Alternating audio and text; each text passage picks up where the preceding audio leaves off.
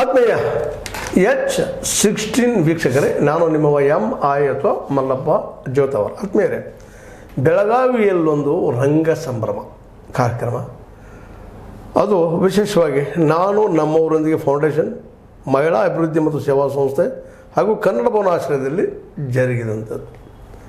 ಈ ಕಾರ್ಯಕ್ರಮ ವಿಶೇಷ ಯಾಕಪ್ಪ, ಅದು ಬೆಳಗಾವಿ ಅಂತ ಊರಲ್ಲೇ ಅನ್ನೋದನ್ನು ನಾವು ವಿಚಾರ ಮಾಡಿದಾಗ ಸಹಜವಾಗಿ ರಂಗ ಗೀತೆಗಳು ಅಥವಾ ರಂಗ ಗೀತೆ ಅಂದರೆ ನಿಮ್ಗೆ ಗೊತ್ತಾಗ್ಬಿಡ್ತದೆ.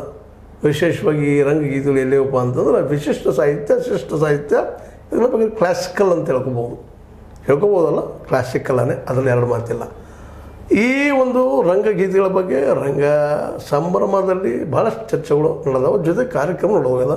ನಮ್ಮ ಬಿ ಜಯಶ್ರೀ ಅವರು ಆ ರಂಗಗೀತೆಗಳ ಸಲುವಾಗಿ ಅಥವಾ ರಂಗಭೂಮಿಯ ಗೀತೆಗಳ ಸಲುವಾಗಿ ಸಾಕಷ್ಟು ವರ್ಕ್ ಮಾಡಿದವರು ರಂಗಭೂಮಿಯಲ್ಲೇ. ಆ ದಿಶೆಯಲ್ಲೇ ಈ ಕಾರ್ಯಕ್ರಮ ನಡೆದ. ಈ ಕಾರ್ಯಕ್ರಮಕ್ಕೆ ನಮ್ಮ ಮಿತ್ರರಾದಂತಹ, ವಿಶೇಷವಾಗಿ ಅದರಲ್ಲಿ ಆಸಕ್ತಿ ಉಳ್ಳಂತಹ ನಮ್ಮ ರಾಮಚಂದ್ರ ಕಾಕಡೆಯವರು ಹೋಗಿದ್ದರು. ಅಲ್ಲಿ ಏನು ನಡೀತು ಅನ್ನೋದ್ರ ಬಗ್ಗೆ ಒಂದು ಚರ್ಚೆ ಜೊತೆಗೆ ಈ ರಂಗಗೀತೆ ಅಥವಾ ರಂಗ ಅನ್ನುವಂಥ ಒಂದು ಶಬ್ದ ಇಟ್ಕೊಂಡಾರ ನಿಮಗೇನು ಅನಿಸ್ತಾ ಆ ವಿಷಯದಲ್ಲಿ? ನಮಸ್ಕಾರ ಸರ್.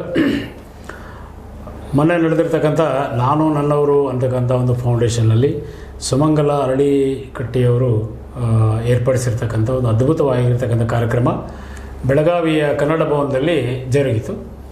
ವಿಶೇಷ ಅಂದ ಒಂದು ಮಾತನ್ನು ಈ ಸಂದರ್ಭದಲ್ಲಿ ಹೇಳಬೇಕಂತಂದರೆ, ಇದ್ದ ಮನುಷ್ಯನನ್ನು ದೊಡ್ಡವನಾಗಿ ಮಾಡಿ ತೋರಿಸೋದು ಸಿನಿಮಾ, ಇದ್ದ ಮನುಷ್ಯನನ್ನು ಚಿಕ್ಕದಾಗಿ ತೋರಿಸುವಂಥದ್ದು ಟಿ ವಿ, ಅದರ ಇದ್ದ ಮನುಷ್ಯನನ್ನು ಇದ್ದಂಗೆ ತೋರಿಸೋದು ಈ ಒಂದು ರಂಗಭೂಮಿ, ರಂಗಭೂಮಿ.